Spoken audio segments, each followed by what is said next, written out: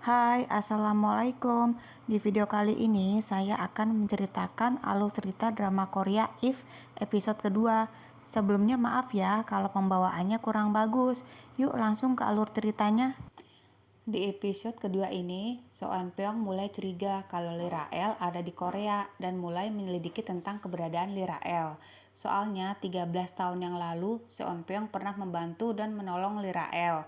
Bahkan ketika ia terluka, So Eun Pyeong selalu ada membantunya.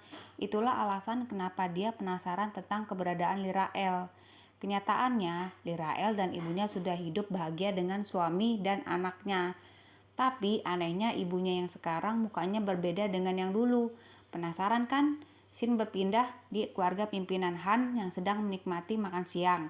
Kemudian pimpinan Han memberitahu kalau Kim Jong Chul akan bergabung di perusahaan Elye Group. Tetapi Kong Yong Gum tidak menyetujuinya karena kerjanya kurang bagus. Ternyata ada alasan kenapa pimpinan Han memasukkan Kim Jong Chul ke Elye Group supaya bisa mematai gerak-gerik menantunya, karena dia takut kalau perusahaan bisa jatuh ke tangan menantunya. Pindah ke scene lain, So Eun Pyeong masih mencari keberadaan Lee Rael dan menemukan rumah sakit ibunya Lee Rael dirawat, dan di sana dia menemukan informasi jika ada seorang wanita muda yang berkunjung dan membayar biaya perawatan ibunya Lee Rael. Akan tetapi wanita itu tidak menulis identitasnya dan nomor telepon yang bisa dihubungi. Menurut dugaan So Eun Pyeong, itu pasti Lee Rael. Di scene lain, sekolah TK Yayasan Lian mengadakan pemilihan perwakilan orang tua. Tentu saja yang terpilih Han Sora, kan ayahnya menyumbang yang paling banyak. Tiba-tiba ada kejadian yang tidak disangka. Saat Om Damri mengambil tas anaknya untuk mengambil cemilan, ternyata ia salah ambil tas, yang mana tas itu milik anaknya Han Sora, yaitu Dabi. Karena tas itu sudah ditukar oleh Lee Rael dengan milik Dabi, isi tas Dabi ternyata ada popoknya. Tentu saja itu menjadi ejekan anak-anak kecil. Karena kesal, Dabi langsung memukul anaknya Om Damri hingga pipinya terluka. Lalu Om Damri membentak Dabi hingga menangis. Serentak pengawal Hansora turun tangan karena membentak anak majikannya. Di ruang lain, Hansora menampar wali kelasnya karena tidak membela anaknya. Padahal sebagai wali kelas dia ingin bersikap bijak. Lalu Hansora mengancam untuk memecatnya jika ia tidak berpihak kepadanya. Lalu Om Damri berbicara kepada Kepsek kalau Hansora harus meminta maaf kepadanya. Kalau tidak, dia akan melaporkannya ke media. Kepsek juga bingung harus bagaimana. Lee Rael berbicara kepada Kepsek akan mencari solusi untuk menyelesaikan masalahnya supaya orang tua bisa berdamai. Karena sudah terpilih menjadi perwakilan orang tua, kemudian Lee Rael menemui Kang Yong-gum dan menceritakan permasalahannya dan meminta Kang Yong-gum untuk meminta maaf kepada Om Damri. Selagi Lee Rael menjelaskan, Kang Yong-gum selalu melihat Lee Rael yang membuat tidak bisa fokus karena kecantikan Lee Rael. Saat pulang ke rumah, Kang Yong-gum berbicara kepada putrinya, yaitu Dabi, kalau ia mengizinkan untuk belajar balet dengan anaknya Lee Rael.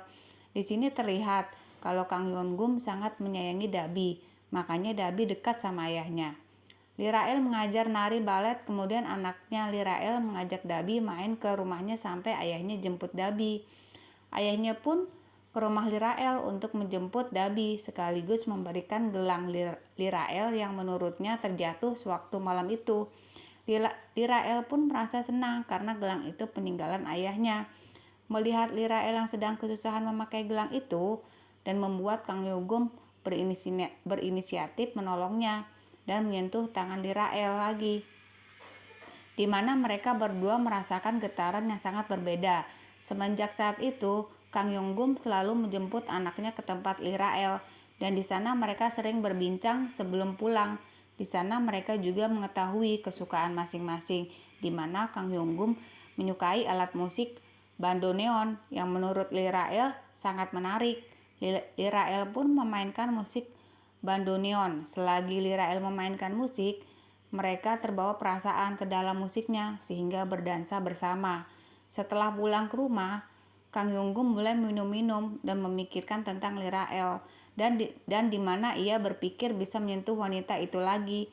karena segala tentangnya membuatnya bergairah sehingga Kang Yunggum sudah tak bisa menahan getaran di dadanya lagi dan melampiaskannya kepada istrinya, yaitu Hansora. Namun, Kang Yonggum membayangkan ia sedang bersama Lirael. Scene lain akhirnya, Seonpyeong menemukan Lirael, di mana foto Lirael sudah dewasa, tetapi dia masih terlihat mirip sewaktu 13 tahun yang lalu, sehingga dapat dikenali oleh Seonpyeong. Karena penasaran, ia langsung datang ke kelas balet, tempat Lirael kerja, yang langsung menghampirinya dan bertanya, "Kapan kamu 한국엔 kembali ke 언제 나온 Korea?" 거야? Namun Lirael tidak mengenali Seonpyeong.